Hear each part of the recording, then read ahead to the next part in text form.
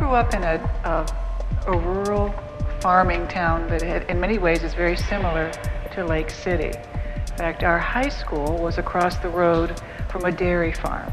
So when I first drove here to Lake City just a few weeks ago for the very first time, there were several things about it that reminded me of the town where I grew up in Ohio. I then went to school in Philadelphia at the Tyler School of Art, where I met my husband the very first week of art school. I was 18. He was a very mature 19, and we've been partners in art and life ever since then. Smitty, if you've seen my work in any of the exhibitions, you'll see that he makes all of my frames by hand. They're all hand gilded and hand carved. And he runs our gallery in Charleston. Probably the best year of my education was the year that I spent living in Rome, Italy. Living there for the entire year, studying the works of our great masters, trying the wonderful food there, the wine, the pasta. That was just probably, if you got to turn 21 somewhere, I highly recommend Rome that as a place. Smitty and I went back again about 10 years ago, rented an apartment in Florence near the Ponte Vecchio, and took classes again. And in fact, in another 10 days, I'll be taking 20 artists with me back to Florence, where we will be painting and touring several of the museums. And then 21 years ago, we moved from the Philadelphia area to Johns Island, Seabrook Island area, and that's where I met this extraordinary group of Gullah women, really quite by accident. And they truly changed my life and my career in a way that I could never have imagined. So I've been spending really the last 20 years painting them, many of the models over and over again over this 20-year period. And then, of course, several years ago I embarked on the adventure of working south, and that's when I traveled the southern states for about 3.5 years, painting shrimpers and crabbers and mill workers. So that was quite an exploration and very exciting for me, and that's been on a 5-museum tour, and as Angela said, it's at its last stop now. I was born and raised in Gardens Corner, South Carolina, which is at the crossroads of highways 21 and 17. Went to traditional types of educational schools and had frequent trips to New York City, where I was very fortunate to have attended museums and cultural centers and galleries, and knew very early on in my life that I had the ability to draw and always drew, and did a stint in the military for a couple of years, and then went to a vocational school in East Grand Forks, Minnesota, where I studied textile design. I was very interested in fashion design, and after a year of that, I was offered a job at a very prestigious textile design company in Minneapolis, St. Paul. My professors recommend that I turn it down and instead go to Chicago and apply as a student at the Art Institute of Chicago, which I did, and went into the fashion department, and it was just not the place for me, and went upstairs to the painting department, where I stayed for 4 years.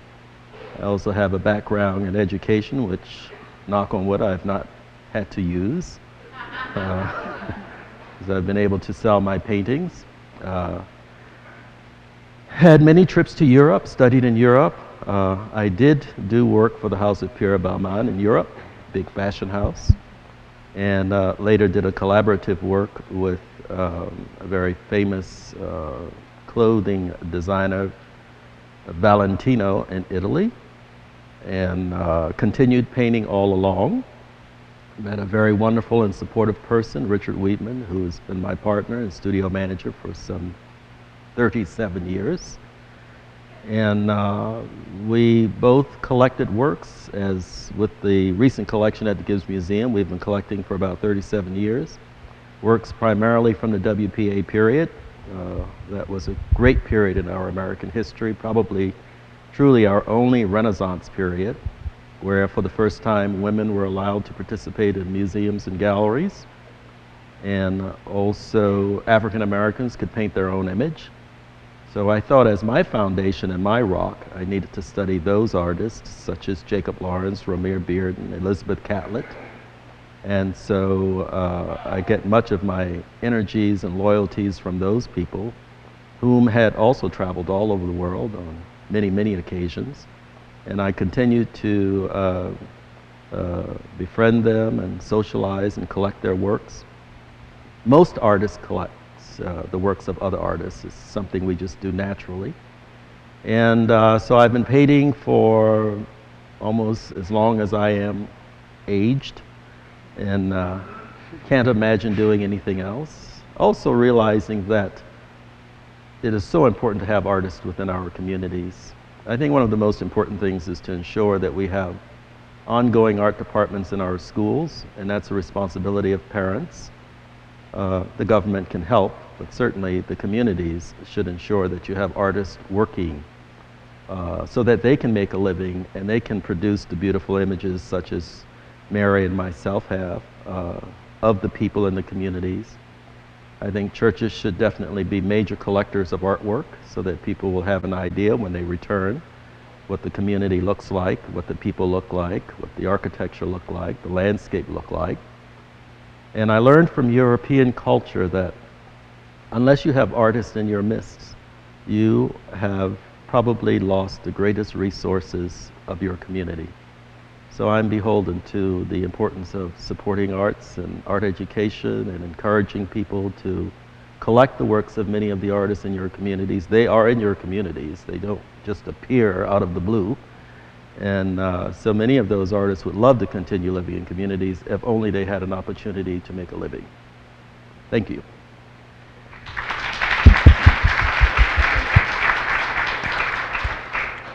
I would venture to say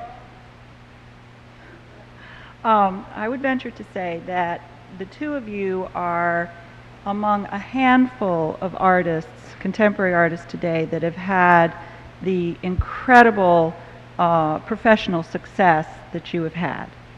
And it's of interest, I think, and it might be interesting to the audience, how has that been a blessing as well as a burden? And I'm going to start with you, Jonathan. I'm looking at Mary. Having financial success. I like taking her lead. What does that do to a career, and how do you is it both a blessing and a burden or not? Well, it's a sort of, I think you have to have a certain level of maturity as an artist in order to understand your position and the capacity to create and to give. I think in terms of obstacles, it starts with family. Families are usually the last to support you, and followed by friends. And you have to eventually help to educate them in understanding that they need to become consumers of your work, and that you as an artist just cannot afford to give. And Mary and myself, I know you've been donating all of your life, and I have too, but you know that artists cannot receive a write-off for anything that they give. That has to do with our government and how it's situated today because of what's called the abusement of artists in the early days, such as the 50s and the 60s. So as an artist, I can give either one of you a painting. You can donate it and get a full write-off. I myself can only get a write-off for the amount of paint I use, itemizing the brushes I use, and the canvas. Materials only, which has hardly anything to do with the value of the work itself. So it has taken me some 35 years to educate friends and families. Some of them are very slow learners. But the beauty of it is that we have an opportunity to make concerted effort of decision making in terms of what we paint, and that we have the responsibilities of making sure that you are heard, you are seen. So much of the works that Mary and I both do are about people that we know, that we have lived around, the communities that we live in, the communities that we take care of and we support every day of our lives, and also educating young artists. So often young artists just do not have the resources to be properly educated, not only in a sense of academician, but also in a sense of business, in the sense of carriage, how you carry yourself, how you position yourself, and to be able to speak up for yourself. So I would say that I don't look at it from a perspective of negatives and positive. I just look at it as a journey. Thank you. Mary. Oh, the blessings are numerous for us as artists. I mean, how many people get to, if you imagine the most favorite thing you could possibly do in a day, like go ride the roller coaster, and you get paid to do that all day long. I mean, how wonderful is that? And beyond that, I think as artists, one of the greatest blessings is our entree to so many different kinds of people. That in the morning you could be painting a hog farmer, and that night having drinks with, a CEO of a large corporation. And there are not that many vocations in life where we have access to that many different kinds of people. So for that, it's been an enormous blessing to me that the people that I've met, really truly all over the world.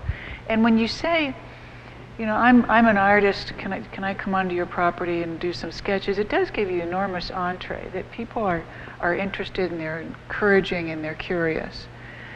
As far as any burdens, I think I wouldn't call it a burden, but I would call it a responsibility that we have to pass on what we know to others and to certainly help other younger artists along as much as we can. You both have had lifelong significant others, and I find that so interesting in the life of an artist, because when you look into art history, and particularly a lot of the successful artists, there have been many contentious relationships. Probably one that we know a good bit about is Edward Hopper and his wife Josephine. I mean, if they didn't fight 10 times during the day, it wasn't a good day. Pollock is probably another example where he and his wife were, just in serious conflict all the time. Y'all have had these amazing relationships that I have been very honored to get to know better in the course of your work at the Gibbs. And I would love to hear you speak about what is that like? And Mary, we'll start with you. Well, not too long ago, a magazine did a photo shoot of my husband, Smith Coleman, and me. And there's this, what I think is a charming photo of the two of us in his studio. And when he saw this photograph, he said he hated it. And I said, why? And he said, we look way too happy. That's not good press. But the fact is, we do work in many ways side by side, though he works in his studio and I work in my studio. And I think we have enormous respect for each other's work. And we know just when to stay out of each other's way and just when to keep our mouth shut. So it's a perfect relationship for us. We had, while Mary's exhibition was up at the Gibbs, it was very funny because Mary did quite a number of gallery talks for us because she was in Charleston and we wanted to utilize her as much as we could for our audiences. And I have to admit that Smitty, her husband, I think got a little jealous, and he actually came up to us at one point and he said, I want to do a talk too, and I will just talk about the frames. And it was fascinating to get his perspective because he said that basically Mary just allows him to make the decision about the frame around her pieces, except when it's the wrong one. So I kind of like that relationship. Jonathan, could you talk about your lifelong companion? Well, it echoes a lot of Mary and Smitty's, actually. I was very fortunate to have a very mature person in my life early on, a person that had a very fine background in the arts. He's a writer. When I met him, he was Deputy Commissioner for the Joint Commission Accreditation on Hospitals, Drug Addictions, and all of those isms. And I wasn't looking for anyone in particular. I just wanted a good friend, a friendship. And I think the best of relationships starts with good friendship. And so for the first 5 years of our lives together, he traveled constantly, and I only saw him on weekends, so that afforded me a lot of independent living, if you will. So I could spend great hours at school. I lived in the school. I spent anywhere from 12 to 14, 16 hours a day in the school. I also worked as a security guard. I worked as an usher for Lyric Opera. I worked for the symphony. I did all of these jobs and learning about art as much as I could. Became very involved in Chicago social cultures and societies. We lived, I was very fortunate, we lived in a hotel in Chicago in an area called Streeterville next to the John Hancock building, so I could walk to school. So I had this really amazing life with this amazing person, and I could do anything I want, and it was built on total respect, friendship. I don't think we ever had to worry about trust.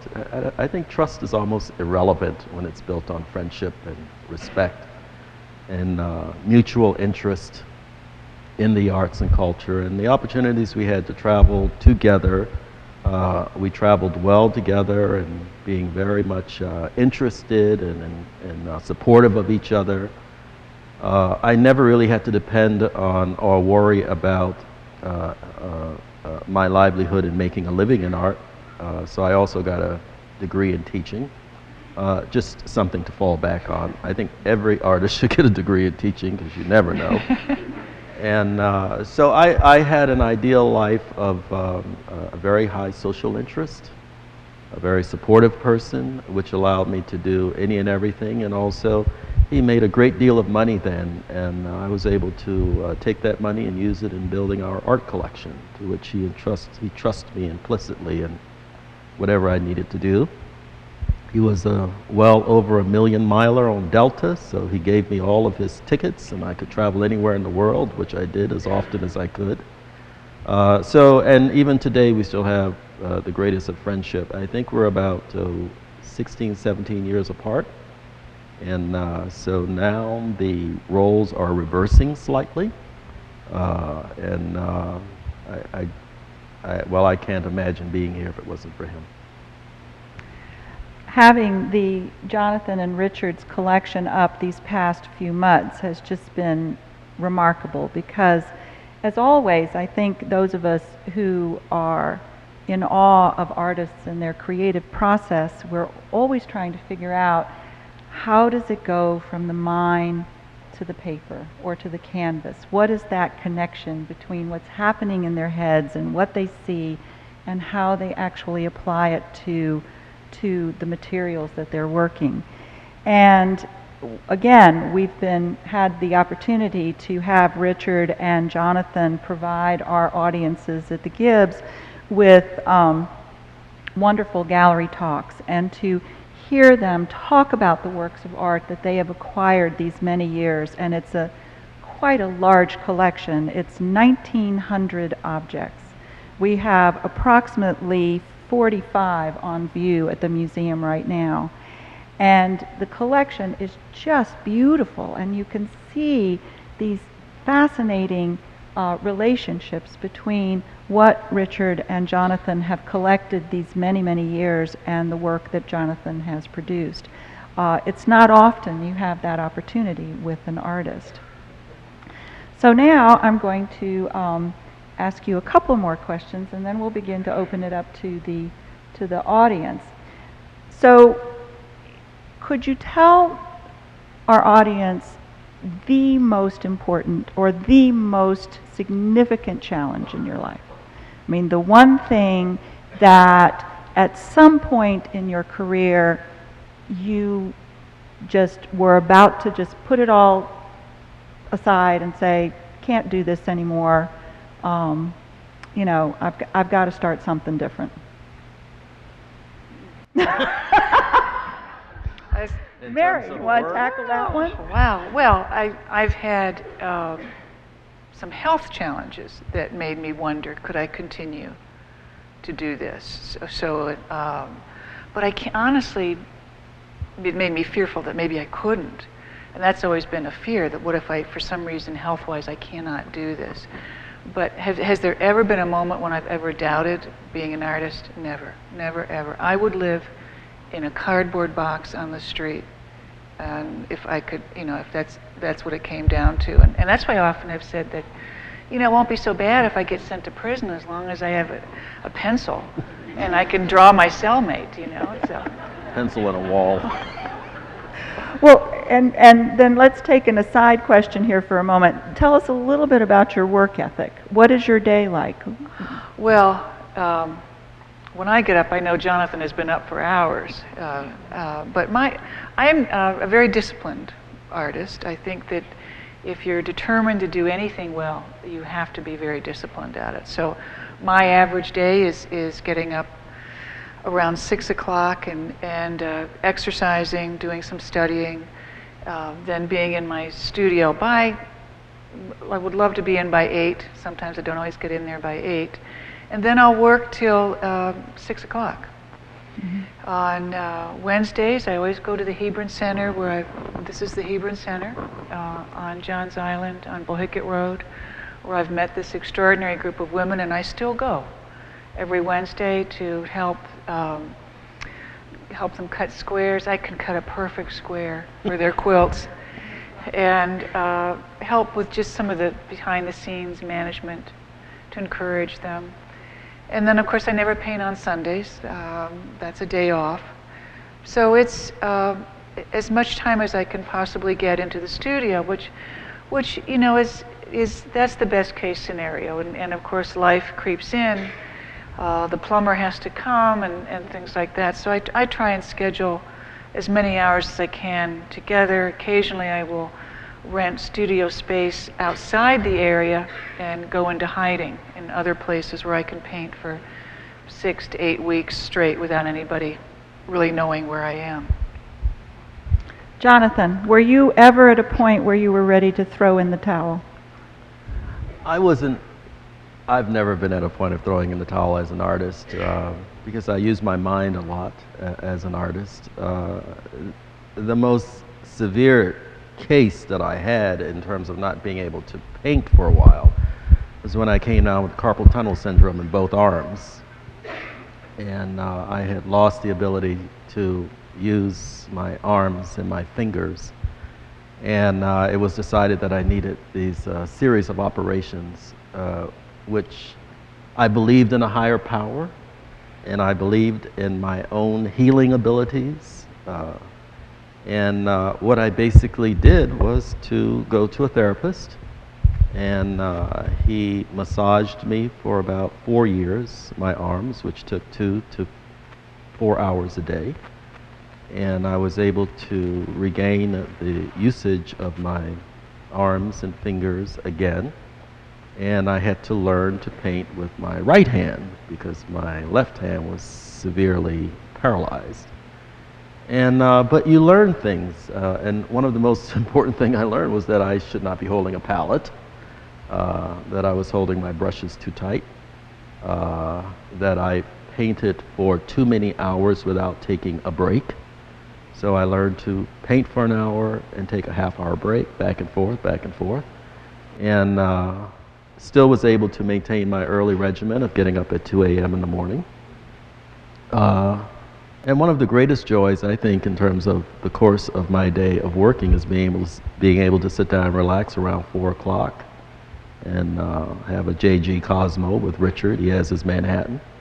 And we can sit down and talk about the course of the day and the business of the day and rather civilize and prepare ourselves for, you know, bedtime. We're usually in bed at around 7 o'clock, and again, that's repeated by getting up at 2 and reading for a couple hours and getting into the studio. So I'm very thankful that I did not need the surgery, and I am convinced had I had the surgery, it would have created even more paralysis. And so I think artists have this unique ability to really believe in themselves and the possibility of healing themselves. So hopefully you realize from these two incredible careers that being an artist is not an easy job. If you want to be successful, if you want to be good at what you do, it requires a tremendous amount of work. And I've always been very fascinated by these two artists' work ethic in terms of constant practice, constant involvement with their craft, because you only get better through doing that on a regular basis. I think everybody in the audience probably notices the fact that you have two very different approaches to the figure.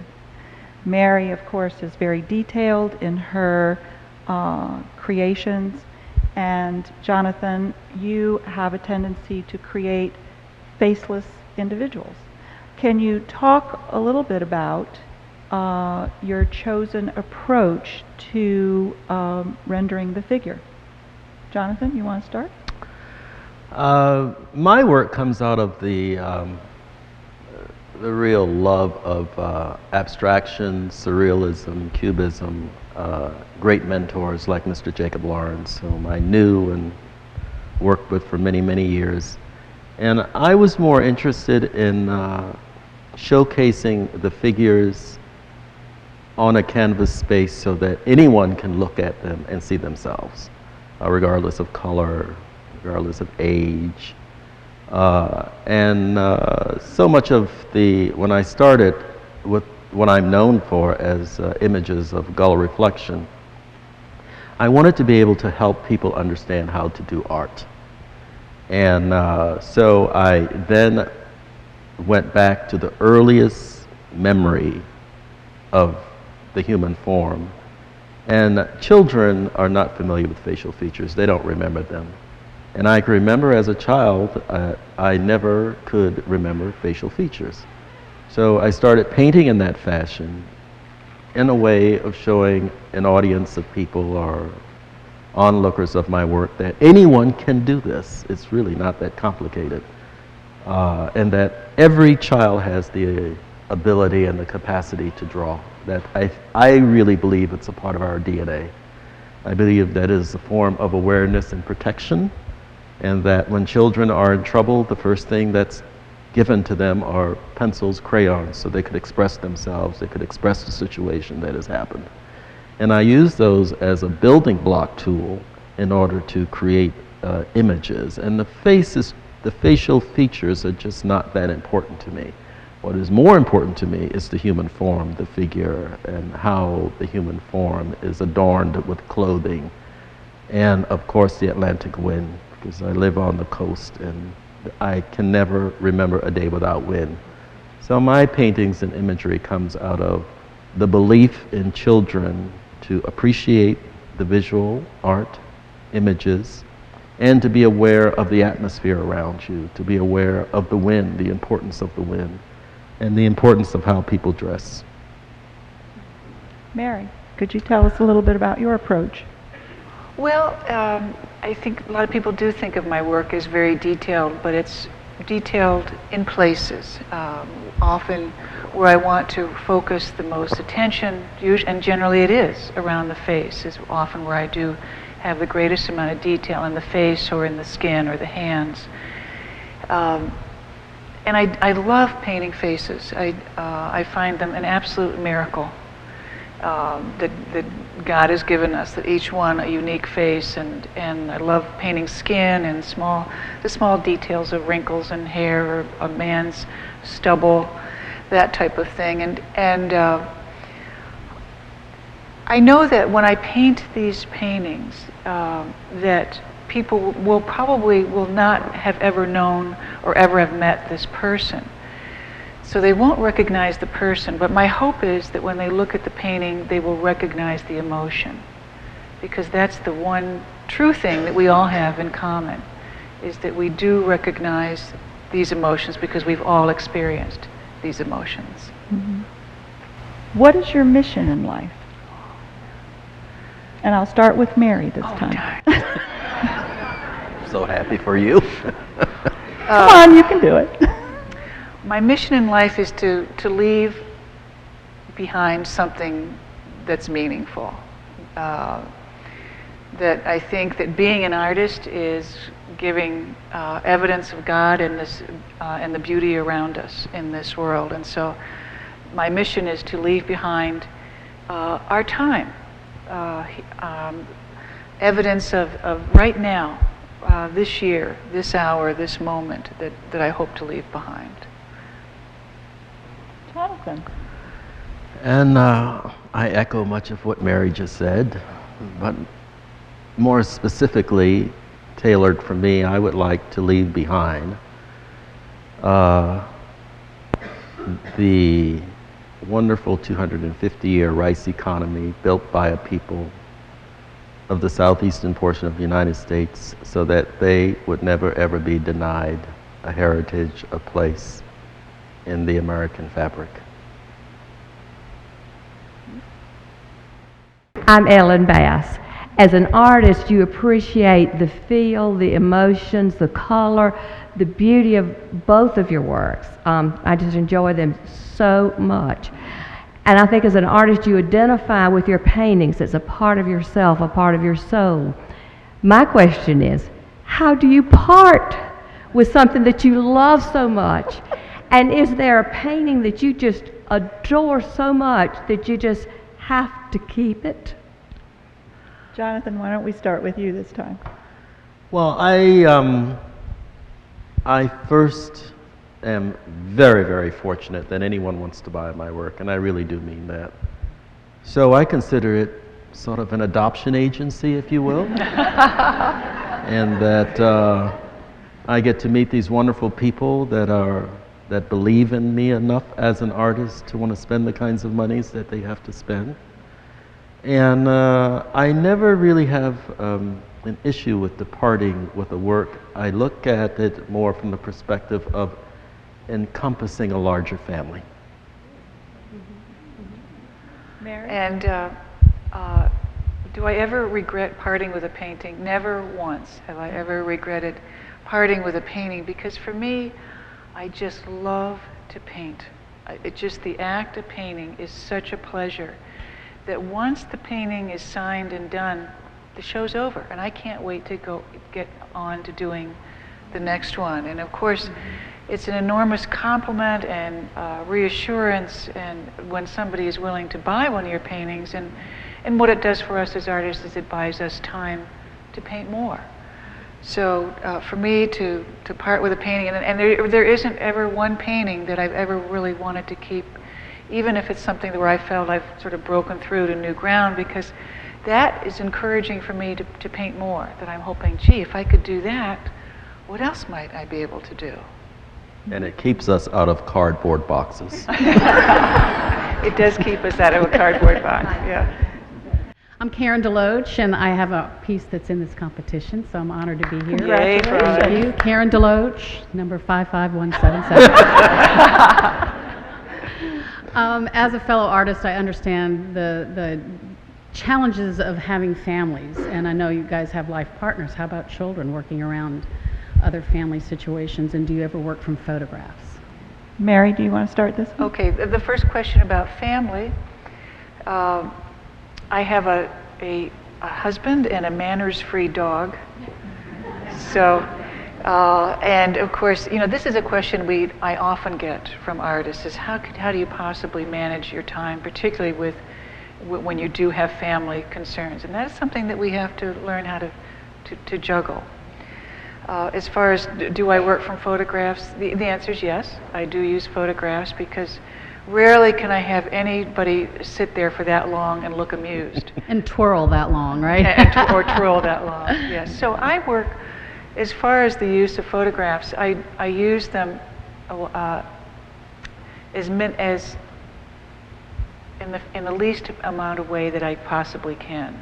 That it's simply as reference, because the photograph, the camera has no opinion, it has no emotion, it cannot delete what shouldn't be there. So I use it very sparingly. What I use more is simply my memory and my imagination, and then my drawings from life. So it's a combination of all four of those for me that I use. Thank you, that's a great answer. In terms of family, Richard and I have put probably 6 kids through college, so we're very excited about that. That's awesome. And I work mainly out of my head, my imagination. I think for me, I have some issues with dyslexia, and it's very difficult to keep in mind what I'm doing other than what I'm doing. And from paint, brush, hand-eye coordination is about all I can handle in the course of a day. How do you advocate for the arts? Well, my champions are the everyday people. When I have an opportunity to speak to people and to encourage them to support the arts and give them step-by-step detail as to how to do it, I think that's most effective, rather than having to deal with government or dealing with the top 10 people in the community that support the arts actively financially. I encourage everyday people from my church to the various communities, the schools, parents, students, to support the arts by supporting the arts in the schools. I think that's where it really all starts. Once you can engage people in supporting the arts into the schools, it allows them an opportunity, and it gives them the ability to lend support and encouragement. I always recommend to parents that when the children bring artwork home, frame it and hang it on the wall so that you become familiar. The child becomes familiar with your support of them. In my church, for instance, I've encouraged my church to bring the art out of the cemetery and into the church, in that we have images of probably the strongest group of people on the planet, which are women, because women are in charge of everything. They're in charge of the children and what the children sees and learns, and encouraging children to support the arts. Then I encourage many of the artists to understand the importance of giving back to the communities in a responsible way. One of the projects that I'm most proud of in terms of a small way of supporting is, rather than my giving financial gains to institutions and organizations, I have allowed them to use my image in creating posters. So rather than fishing for them, I teach them to fish. And what they have to do is sell the posters, make the money, and it's a win-win for everyone. I think as artists, the greatest advocacy we can give is just simply inspiration. That if we can pass along inspiration to other artists, to encourage them that this is possible, it is possible, that you can garner great satisfaction and maybe part, if not all, of your income through working, and if we can also pass along our skill, what we know about technique, what we know about marketing to other artists, I think then it spreads from there. I've tried to, as much as I can, teach, give scholarships, started a fund for the Art Educators Award we give annually through the Gibbs Museum. First of all, Jonathan, your work is incredibly colorful. I've been attracted to it ever since I first saw it, and I was given 2 of your prints. I can't afford your painting, but I love my prints. And I love the beautiful bright colors and the feeling of movement. And you dress your ladies beautifully. I've always loved their clothes, and I love that they're flowing and they're moving. I've always felt that with your paintings. Thank you. Thank you. Pleasure. And Mary, when I look at your watercolors, I feel like you're people. I had the privilege of seeing one of yours down in Charleston, for real, up close and personal. And I thought the girl was gonna walk out of that painting. And it was just such a, it has blown me away. I just love your work. Just love, love, love your work. At this point in my career, I am trying everything. I try to paint portraits, I try to paint florals, and people are always giving me advice. Is it important to have one particular style, or is it okay to just explore anything you want to do? How can I become a better artist if I don't have any direction? Well, the question, all of you already have a style. I mean, that style has been instilled in you from the day you were born. So the question you shouldn't be asking is it a good style, or how do I get a style? The question you should be asking yourself is, am I being true to my style? And I think that one of the most difficult things for an artist to do is to know what it is that you really, really want to paint. And I think once you latch onto that, then it's just, there's just not enough hours in a day to paint after that. I think a style comes out of the more you work. And the more you work, the more you will find a way of pulling things together, and not to be intimidated with anything that you think you cannot do. The work ethics will surpass anything out there that you may want to draw. Do either of you have any experience with large format murals? And if so, well, tell us about your experience, and if not, is that something that you would think you would see yourself being interested in at some point? Well, Jonathan can really speak to that. This is a perfect time to ask the question, would you collaborate? I love painting indoors, so that would take away from murals. But as a younger artist, I did very large canvases. And so for me, and I've done many collaborations. I've done collaborations with ballet, with theater. So that is always exciting for me in terms of collaborations. And in terms of social media, I'm kind of old-fashioned. I really would rather meet the people, sit down, have a conversation with them, and extract from that what we both can do, so that we have measurable goals, if that helps. About social media, starting with that, boy, that's a big topic right there. And in fact, next weekend I will be in Atlanta at the Portrait Society of America on a panel discussion just about that, social media, and how it certainly impacts and can certainly help us as artists get our word out there. I'm a big fan of any kind of social media, any kind of way to get your work out in front of an audience that may otherwise never have access to your work. As far as murals go, to me, the bigger the better. I would love to do a huge mural. There you go. Keep that in mind. That's my wife, Wanda. So she's an artist, and this is my way of art.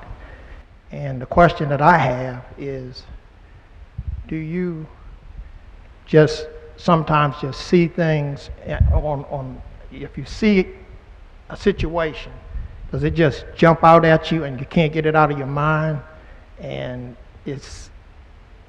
even when you go to sleep, it's like when you just see something like a mountain or a person in a certain position, or just, I don't know how to explain it, but it just hangs with you. Yeah. Well, and does it ever go away?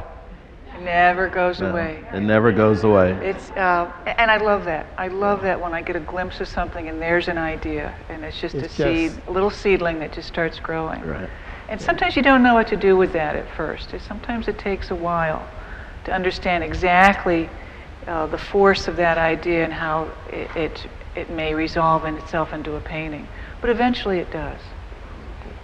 I usually start with a small kernel, i.e. rice, joke, and use it as a subject matter. And I love working in series, so when I have an idea, I then try to extrapolate from that into as many paintings as possible. So I'll take one very simple idea, and my goal is to create 15 to 30 paintings from it.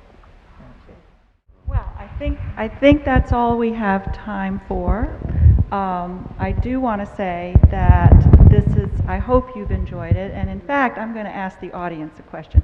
How many of you in the audience are artists? That's what yeah. Wonderful. Yay. That alone says that the arts are alive and well in the state of South Carolina, and we all have to make sure that it stays that way. Correct? Correct? Okay. Thank you all for coming this afternoon. It's great to be here. Come and visit us in Charleston when you have a chance, and we hope to see all of you again next year here at ArtFields.